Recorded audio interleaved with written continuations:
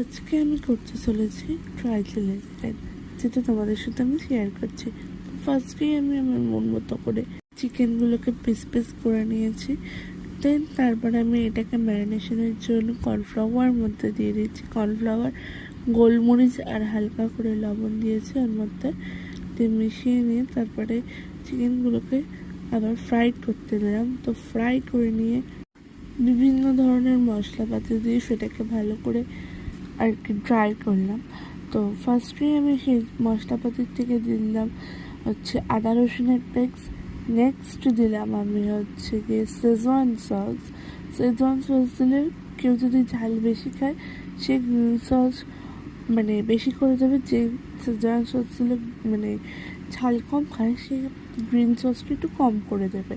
যাই হোক, তারপরে আমি দিয়ে দিলাম হচ্ছে এখানে হানি, তারপরে দিয়ে দিলাম ম্যাগি সস, তারপরে দিয়ে দিলাম তোমাদের সয়া সস।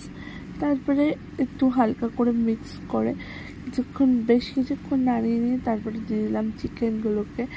দেন চিকেনগুলো একটু ভালো করে মশলার সাথে মাখিয়ে আর কি নাড়িয়ে নিই। দেন তারপরে নামালাম। তো আমার কমপ্লিট হলো আজকের ড্রাই চিলি চিকেন। তোমাদের কেমন লাগলো সেটা আমাকে অবশ্যই কমেন্টে জানাও।